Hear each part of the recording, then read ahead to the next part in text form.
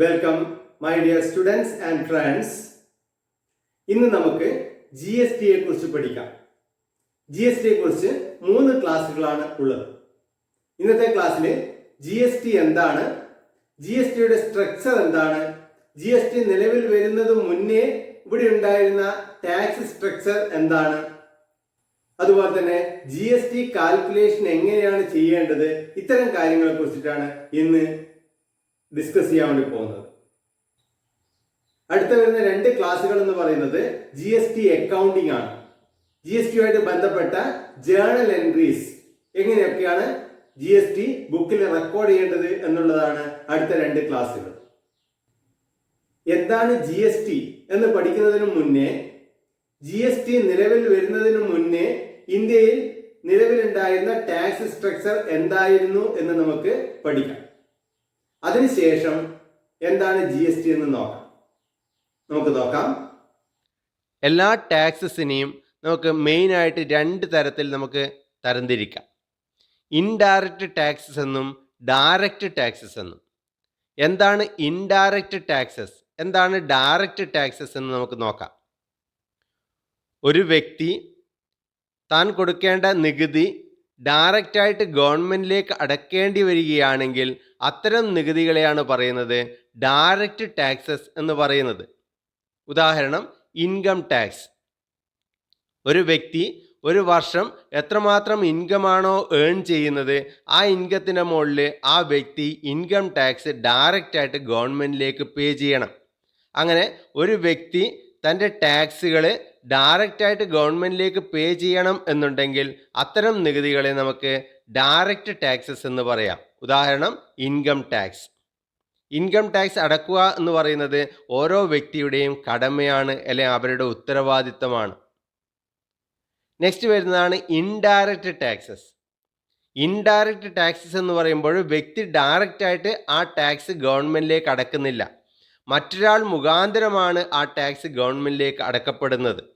ഉദാഹരണമായിട്ട് പറയുകയാണെങ്കിൽ, നിങ്ങളൊരു ടി വി വാങ്ങിക്കുന്നുവെന്ന് കരുതുക. അതിൻ്റെ കോസ്റ്റ് 10,000 റുപ്പിയാണ്. ഇപ്പോൾ 10,000 റുപ്പി കോസ്റ്റുള്ള ഒരു ടി വി വാങ്ങിക്കുന്ന സമയത്ത് അതിൻ്റെ ബിൽ എമൗണ്ട് എന്ന് പറയുന്നത് 10,000 rupee plus G S T ആയിരിക്കും. 18% ആണ് ജി എസ് ടി എങ്കിൽ 10,000 പ്ലസ് 1,800, 11,800 റുപ്പി കൊടുക്കണം ആ ടി വി വാങ്ങിക്കാൻ വേണ്ടി. അപ്പോൾ 10,000 റുപ്പി കോസ്റ്റുള്ള ആ ഒരു ടി വി വാങ്ങിക്കണമെങ്കിൽ 11,800 റുപ്പി പേ ചെയ്യണം. ആ 1,800 റുപ്പി എന്ന് പറയുന്നത് ജി എസ് ടി ആണ്. ഇവിടെ ജി എസ് ടി നിങ്ങൾ കൊടുക്കുന്നത് ഗവൺമെൻറ്റിലേക്ക് ഡയറക്റ്റായിട്ട് കൊടുക്കുന്നില്ല, പകരം ആ ജി എസ് ടി കൊടുക്കുന്നത് ആ ഒരു ട്രേഡർക്കാണ്, അല്ലെങ്കിൽ ആ ഒരു ബിസിനസ് മാനാണ് കൈമാറുന്നത്. ആ ബിസിനസ് മാൻ അതിനുശേഷം ആ പൈസ ഗവൺമെൻറ്റിലേക്ക് കൊടുത്തുകൊള്ളും. അപ്പം അങ്ങനെ സാധനങ്ങൾ വാങ്ങിക്കുന്ന സമയത്ത് വരുന്ന ടാക്സ് ജി എസ് ടി നമ്മൾ ഡയറക്റ്റായിട്ട് നമ്മൾ ട്രേഡർക്കാണ് പേ ചെയ്യുന്നത്. ആ ട്രേഡർ അതിനുശേഷം ആ എമൗണ്ട് ഗവൺമെൻറ്റിലേക്ക് പേ ചെയ്യും. അതിനെയാണ് പറയുന്നത് ഇൻഡയറക്റ്റ് ടാക്സ് എന്ന് പറയുന്നത്. ഇനി നമുക്ക് നോക്കാം, ജി എസ് ടി നിലവിൽ വരുന്നതിന് മുന്നേ ഇൻഡയറക്റ്റ് ടാക്സസ് എന്തൊക്കെയായിരുന്നു ഇവിടെ നിലവിലുണ്ടായിരുന്നത് എന്ന് നമുക്ക് നോക്കാം. സെൻട്രൽ ഗവൺമെൻറ് ചുമത്തിയിരുന്ന ടാക്സസ് എന്ന് പറയുന്നത് service tax, excise duty, C S T, customs duty തുടങ്ങിയ നികുതികളായിരുന്നു. സ്റ്റേറ്റ് ഗവൺമെൻറ് ചുമത്തിയിരുന്ന നികുതികൾ എന്ന് പറയുന്നത് VAT, value added tax, entry tax, octroi, luxury tax തുടങ്ങിയ നികുതികളായിരുന്നു സ്റ്റേറ്റ് ഗവൺമെൻറ് ചുമത്തിക്കൊണ്ടിരുന്നത്. ഇങ്ങനെ സെൻട്രൽ ഗവൺമെൻറ്റും സ്റ്റേറ്റ് ഗവൺമെൻറ്റുകളും ചുമത്തിക്കൊണ്ടിരിക്കുന്ന ഈ എല്ലാ നികുതികളെയും ഒഴിവാക്കിക്കൊണ്ട് അതിന് പകരം വന്ന ഒരു സിംഗിൾ നികുതിയാണ് ജി എസ് ടി എന്ന് പറയുന്നത്, ഗുഡ്സ് ആൻഡ് സർവീസസ് ടാക്സ്. ഇപ്പോഴ് പെട്രോള്, ഡീസൽ, ലിക്കർ തുടങ്ങിയ ചില ഐറ്റത്തിന് മാത്രം ജി എസ് ടി ബാധകമല്ല, മറ്റുള്ള എല്ലാ പ്രൊഡക്റ്റുകൾക്കും ജി എസ് ടി ബാധകമാണ്. ഇനി നമുക്ക് നോക്കാം ഡയറക്റ്റ് ടാക്സസ്. ഡയറക്റ്റ് ടാക്സസിനെ സംബന്ധിച്ചിടത്തോളം പ്രധാനമായിട്ട് വരുന്നതാണ് ഇൻകം ടാക്സ്. അതിൻ്റെ അകത്ത് കാര്യമായ വ്യത്യാസമൊന്നും തന്നെ ഇല്ല. അപ്പോൾ വ്യത്യാസം വന്നിരിക്കുന്നത് ഇൻഡയറക്റ്റ് ടാക്സസ് ആണ്. എല്ലാ ഇൻഡയറക്റ്റ് ടാക്സസിനും പകരം രാജ്യം മുഴുവനും ഒരു ടാക്സ് എന്നുള്ള കൺസെപ്റ്റ് പ്രകാരമാണ് goods and services tax introduce ചെയ്തത്. ഇപ്പോൾ 2017 ജൂലൈ 1 മുതലാണ് ഇന്ത്യയിൽ ഗുഡ്സ് ആൻഡ് സർവീസസ് ടാക്സ് നിലവിൽ വന്നത്. ഇനി നമുക്ക് നോക്കാം goods and services tax, GST. One country one tax, ഒരു രാജ്യം ഒരു നികുതി എന്നുള്ളതാണ് GST ഉദ്ദേശിക്കുന്നത്. നോക്കാം. There will be only one tax for the movement of goods and services from producers to consumers. ചരക്കുകളും സേവനങ്ങളും ഉൽപാദകരിൽ നിന്ന് ഉപഭോക്താവിലേക്ക് എത്തുന്നതുവരെ ഒരൊറ്റ നികുതി മാത്രമേ ഉണ്ടാവുകയുള്ളൂ. ആ നികുതിയാണ് GST എന്ന് പറയുന്നത്. ചരക്കുകൾ എവിടെ ഉൽപ്പാദിപ്പിച്ചു കഴിഞ്ഞാലും അതിൻ്റെ കൺസംഷൻ എത്തുന്നത് വരെ എവിടെയൊക്കെ മൂവ് ചെയ്ത് കഴിഞ്ഞാലും അതിന് ഒരു നികുതി മാത്രമേ ഈടാക്കുന്നുള്ളൂ. അതാണ് GST എന്ന് പറയുന്നത്. There are 3 main components of GST which are CGST, SGST and IGST. GSTക്ക് പ്രധാനമായിട്ട് 3 കോമ്പണൻസ് ഉണ്ടെന്ന് പറയാം. CGST, SGST and IGST. ഇതെന്തൊക്കെയാണ് നമുക്ക് നോക്കാം. GST പർപ്പസിന് വേണ്ടിയിട്ട് ഗുഡ്സിൻ്റെ മൂവ്മെൻറ്റ്സ്, ഇന്ത്യയിൽ ഗുഡ്സിൻ്റെ മൂവ്മെൻറ്റ്സ് നമുക്ക് രണ്ടായിട്ട് നമ്മൾ തരംതിരിക്കുന്നു. ഇൻട്രാ സ്റ്റേറ്റ് മൂവ്മെൻറ്റ് എന്നും ഇൻ്റർ സ്റ്റേറ്റ് മൂവ്മെൻറ്റ് എന്നും. എന്താണ് intra state movement? Intra state movement എന്ന് പറഞ്ഞു കഴിഞ്ഞാൽ ഒരു സംസ്ഥാനത്തിനകത്ത് തന്നെ ട്രേഡ് നടക്കപ്പെടുകയാണെങ്കിൽ അതിനെയാണ് പറയുന്നത് ഇൻട്രാ സ്റ്റേറ്റ് മൂവ്മെൻറ്റ്.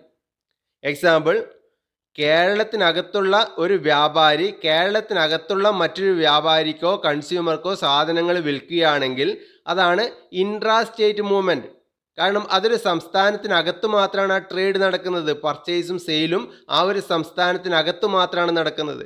അങ്ങനെ ഒരു സംസ്ഥാനത്തിനകത്ത് മാത്രം പർച്ചേസും സെയിലും അല്ലെങ്കിൽ ട്രേഡ് നടക്കുകയാണെങ്കിൽ അതിന് നമുക്ക് ഇൻട്രാ സ്റ്റേറ്റ് മൂവ്മെൻറ്റ് എന്ന് പറയാം.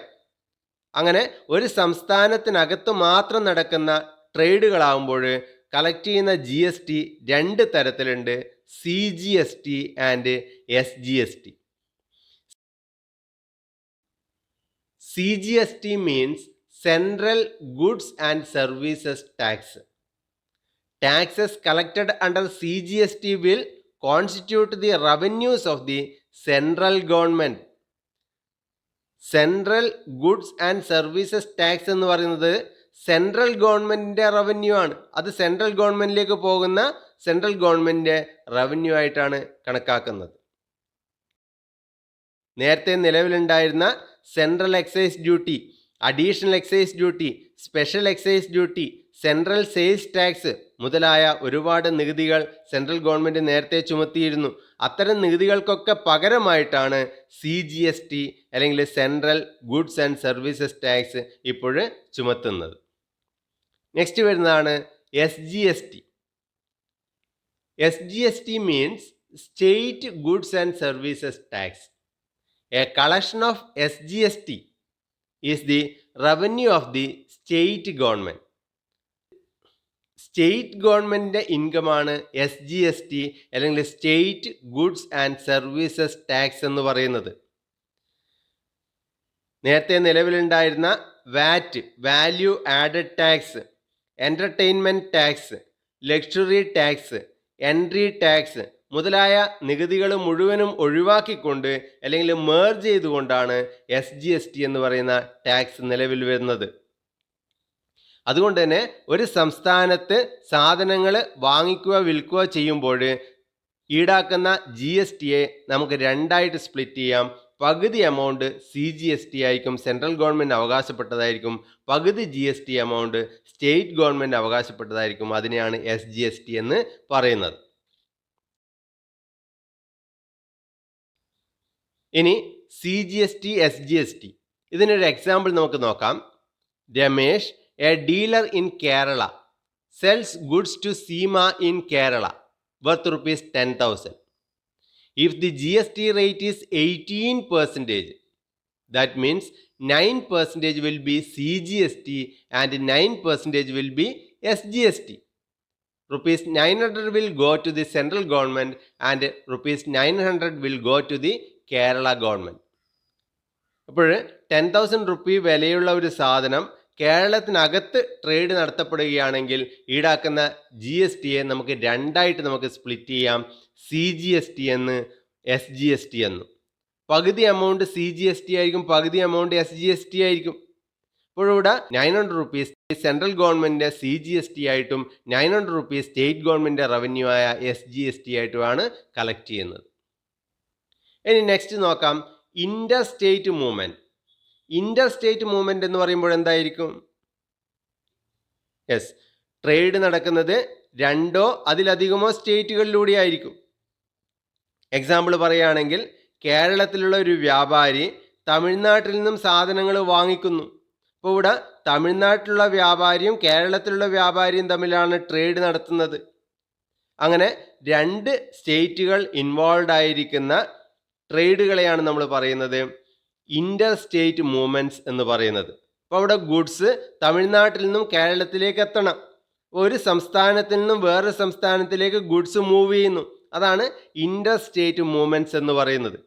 അങ്ങനെ ഒരു സംസ്ഥാനത്ത് നിന്നും ഗുഡ്സ് വേറൊരു സംസ്ഥാനത്തേക്ക് മൂവ് ചെയ്യുകയാണെങ്കിൽ ആ സമയത്ത് ചാർജ് ചെയ്യുന്ന GST ആണ് പറയുന്നത് IGST. IGST എന്ന് പറയുമ്പോൾ integrated goods and services tax. Revenue collected under IGST is divided between central and state government as per the rates specified by the government. IGST എന്ന് പറയുമ്പോൾ integrated goods and services tax ആണ്. IGST ആയിട്ട് collect ചെയ്യുന്ന revenue central ഗവൺമെൻറ്റിനും state ഗവൺമെൻറ്റിനും അവകാശപ്പെട്ടതാണ്.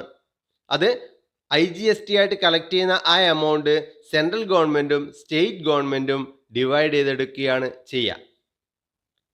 IGST എന്ന് പറയുന്നത് it is charged on transfer of goods and services from one state to another. Import of goods and services are also covered under IGST. നേരത്തെ പറഞ്ഞതുപോലെ സാധനങ്ങളോ സേവനങ്ങളോ ഒരു സംസ്ഥാനത്ത് നിന്ന് വേറെ സംസ്ഥാനത്തേക്ക് മൂവ് ചെയ്യേണ്ടി വരികയാണെങ്കിൽ ഈടാക്കുന്ന നികുതിയാണ് IGST എന്ന് പറഞ്ഞു.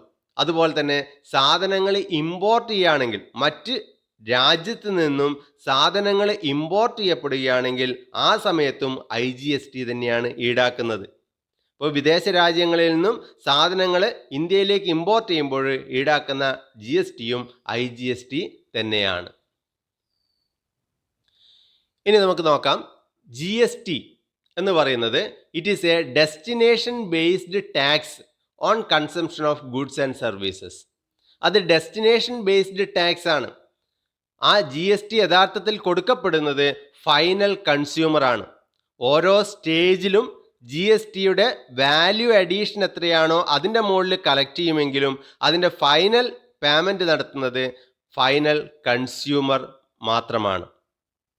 It is proposed to be levied at all stages right from manufacture up to final consumption with the credit of taxes paid at previous stages available as set off.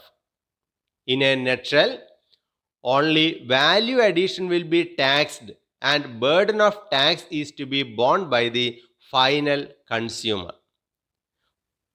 ഒരു സാധനം manufacture ചെയ്ത് കഴിഞ്ഞാൽ ആ സാധനം ആദ്യമായിട്ട് sale നടക്കുന്നത് മുതൽ ഓരോ സ്റ്റേജിലുള്ള സെയിലിനും അതിന് GST ഈടാക്കുന്നുണ്ട്. പക്ഷെ എത്രമാത്രം വില അഡീഷനാണോ സംഭവിക്കുന്നത് ആ അഡീഷണലായിട്ട് സംഭവിക്കുന്ന വിലക്ക് മാത്രമേ പിന്നീട് GST ഈടാക്കുന്നുള്ളൂ. അങ്ങനെ ഓരോ സ്റ്റേജിലും GST ഈടാക്കുന്നുണ്ടെങ്കിലും GST ഫൈനലായിട്ട് പേ ചെയ്യുന്നത് ഫൈനൽ കൺസ്യൂമർ മാത്രമാണ്.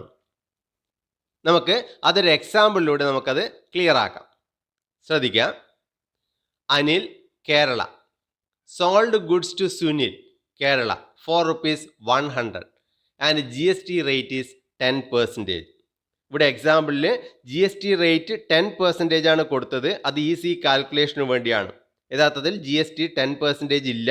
ഇപ്പോഴുള്ള ടാക്സ് പെർസെൻറ്റേജ് എന്ന് പറയുന്നത് 0%, 5%, 12%, 18%, 28% എന്നിങ്ങനെയാണ്.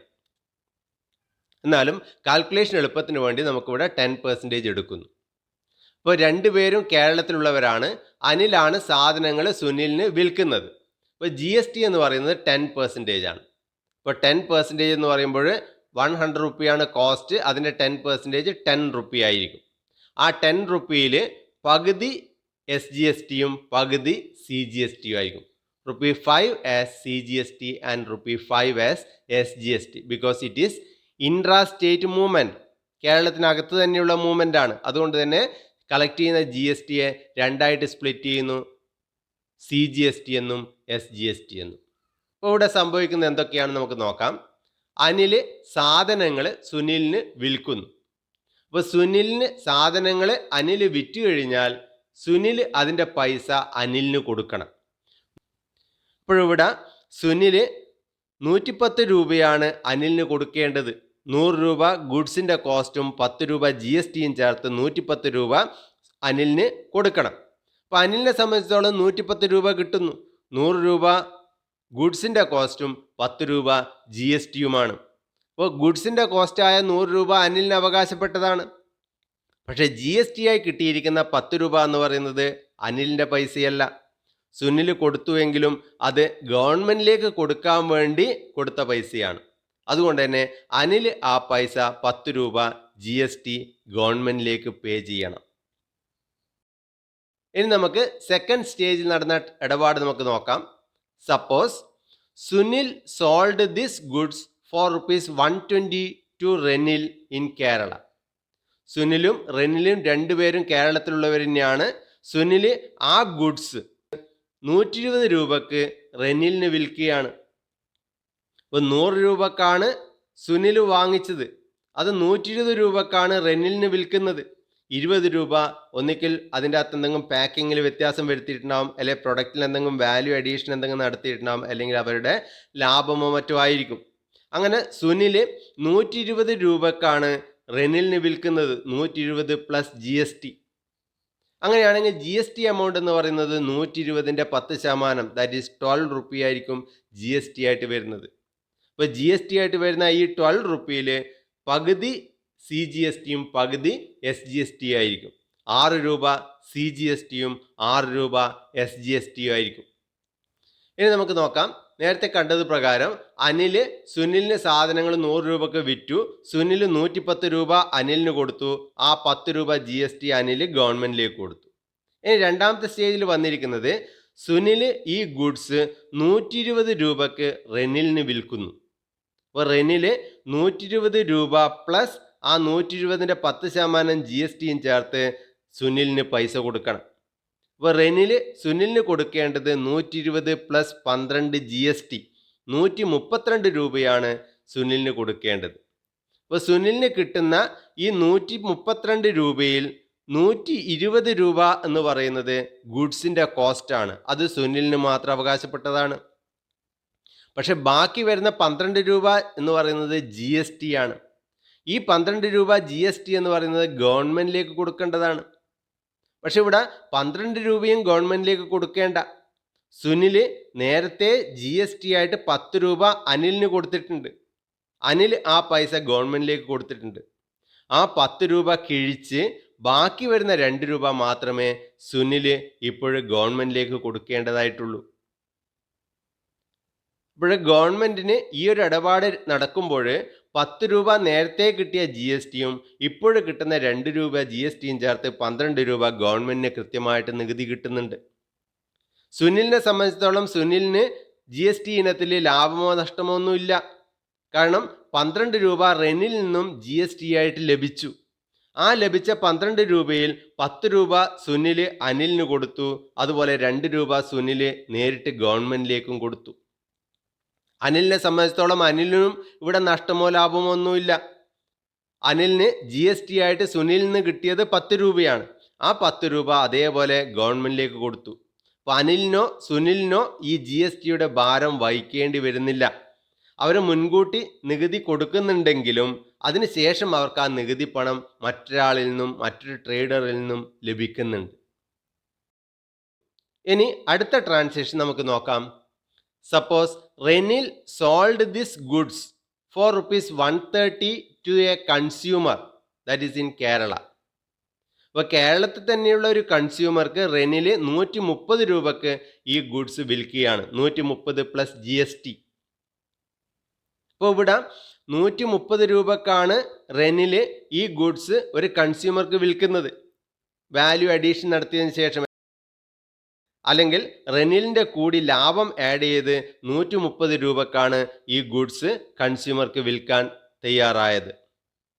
അപ്പോൾ ഈ കൺസ്യൂമർ റെനിലിന് കൊടുക്കേണ്ട പൈസ എന്ന് പറയുന്നത് 130 മാത്രമല്ല, 130 പ്ലസ് GST ആണ്. 130ൻ്റെ 10% എന്ന് പറയുമ്പോൾ 13 രൂപ GST കൂടി ചേർത്ത് 143 രൂപ കൺസ്യൂമർ റെനിലിന് കൊടുക്കണം. അപ്പോൾ റെനിലിന് കിട്ടുന്ന പൈസ എന്ന് പറയുന്നത് ഗുഡ്സിൻ്റെ കോസ്റ്റായ 130 രൂപ പ്ലസ് അതിൻ്റെ GST ആയ 13 രൂപ. 130 രൂപ എന്ന് പറയുന്നത് ഗുഡ്സിൻ്റെ കോസ്റ്റാണ്, അത് റെനിലിന് അവകാശപ്പെട്ടതാണ്. ബാക്കി വരുന്ന 13 രൂപ എന്ന് പറയുന്നത് GST ആണ്, അത് ഗവൺമെൻറ്റിലേക്ക് കൊടുക്കേണ്ടതാണ്. അപ്പോൾ റെനിൽ നേരത്തെ GST ആയിട്ട് 12 രൂപ സുനിലിന് കൊടുത്തിട്ടുണ്ട്. ആ നേരത്തെ കൊടുത്ത 12 രൂപ കിഴിച്ച് ബാക്കി പൈസ മാത്രമേ റെനിൽ ഇപ്പോൾ ഗവൺമെൻറ്റിന് കൊടുക്കേണ്ടതായിട്ടുള്ളൂ. അപ്പോൾ 13 രൂപ GST ഇപ്പോൾ കൺസ്യൂമർ റെനിലിന് പേ ചെയ്യുന്നുണ്ടെങ്കിലും അതിൽ 12 രൂപ നേരത്തെ റെനിൽ GST ആയിട്ട് സുനിലിന് കൊടുത്തു. ബാക്കി വരുന്ന 1 രൂപ മാത്രമേ ഇനി റെനിൽ ഗവൺമെൻറ്റിലേക്ക് അടയ്ക്കേണ്ടതായിട്ടുള്ളൂ.